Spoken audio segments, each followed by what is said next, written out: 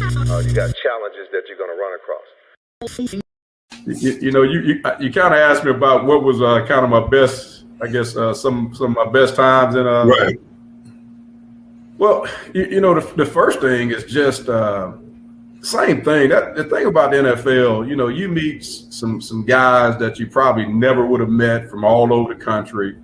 Guys like Darrell Green, who I consider him like a big brother to me. He actually this past week came and spoke to our team over at Miles College. Yeah, he came by first day of classes for this semester. He calls me a few days before because, he'll call every now and then, and just it could be a month or two, but we always pick up where we left off. That's how guys are. Yeah. And so he says, "Hey, Shade, man, I'm coming through your town, man. I'm going to Houston, which is his hometown." And he says, "So, man, I want to talk to some of your players for you, like we've been talking about." So I'm like, "Man, we got a team meeting going on. You're gonna be right on time." So, wow. Did those guys actually appreciate? Do they know who he is? I know their parents probably know, but do they know who Darrell Green is? Well, I showed a great video on him. Okay.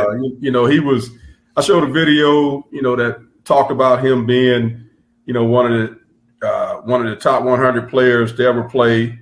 Also being a first ballot Hall of Famer. He actually, a lot of people don't know it, but he won that fastest man competition, NFL fastest man competition. He won it 4 times. Every time he did it, he won it. But talked about him playing 20 years and just being a great teammate. Did him and Prime ever go at it running? Did they ever race? You know what's funny? They never raced in Washington. Everybody wanted to see it, but they never raced. It is funny. One of my players actually asked D Green. He asked him. One of my players asked D Green. He said, "Hey man, who was the fastest between you and Deion? Did y'all ever race when y'all was in Washington?" And so he was like, "Nah." He said, "We never raced," but he said, "Now this is what Darrell. Now Darrell, you talking about a guy. He seems mild mannered, but he likes competition." Right. And so he said, "Yeah, we never raced, but they did invite him to the NFL fastest man deal, and he never showed up." So I guess that was Darrell's way of saying that he probably was faster. So, he didn't want to compete. I got you. He didn't want to compete.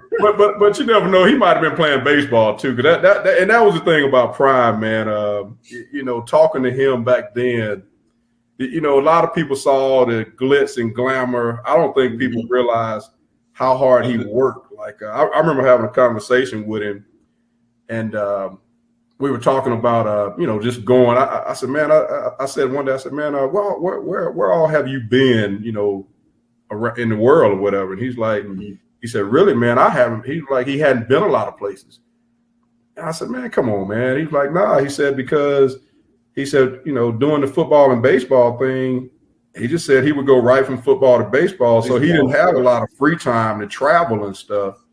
No. And matter of fact, he just said that when he married his second wife, that was the first time he had really been out of the country. They got married in the islands or something like that. So, so you can appreciate, guys like that, Hall of Famers. Yes, they're great athletes. Him and Darrell Green, just super athletes. They've been given a lot of God-given ability, but the work ethic that those guys have is just it's unbelievable. Yeah, the work, man. I can imagine that. Now, I remember, I think it was your last year. It might have been your last year, 2002. Was it 2002 was your last year? You were injured, right? I think 2002. I had a neck injury late in the season. I think it was about the 10th game of the season. I had a neck injury. Went on injury reserve, and basically after seeing a few doctors and specialists, had one of the doctors, tell me, said, "Mr. Shade, I just got to tell you, I don't know. The next time you go out there and hit somebody, you might not get up." And so, that was enough for me to say, hey, it's time to walk away from it. It was tough. It was tough to do it, but it was the right thing to do. That's crazy because what I'm about to say is it's kind of the same thing this happened to Micah Irvin on the field in Philadelphia. And that's what you made sure didn't happen to you. But I wanted to talk about that year you gave me 2 tickets. I don't know if you remember, to go to the Redskins and the Philly game. That was the last NFC East game at the Vet. Oh, because wow. they was tearing down the Vet that year. They was going to tear down Wow. Yeah, and so I was there. You gave me some excellent seats, man. I was there, took a You part probably to the were game. behind the Redskins bench. Yeah, right behind the bench, man. I mean, it was excellent, man. I was like, but it was so many fights in the stand. I didn't know how Philly, man, they fight so much. I didn't know they had a courtroom in the stadium. You know what I'm saying? They were taking jokers to the courtroom, and people were pulling off bleachers and stuff. Even though they had one more game, I think they had a Tampa game or something. But that was the last NFC East game in Veterans Memorial Stadium in Philadelphia, because they blew it up and built another stadium. I still remember that game. Well, I bet it was really crazy in that game, though. Oh yeah, just because of the significance of the game, the last game in that stadium. Oh man, it was crazy. I mean, it was insane. It was fights everywhere, man. I'm glad I didn't come in there with no gear on or nothing. I just came in, had a good time, had a partner of mine with me, and they had a great time though. So, man, let me ask you a few questions. I'm gonna ask you a few trivia questions. Okay. About Bama. See if you know. The mascot, the dude on the big elephant on the sideline, what's his name? Big Al. That's an easy one. So I'm gonna start off with that. I got some more for you. Who did Alabama beat in the 1993 Sugar Bowl? That's another easy one. University of Miami Hurricanes. All right. Okay. All right. Derek Thomas set a record for most sacks in the career at Bama.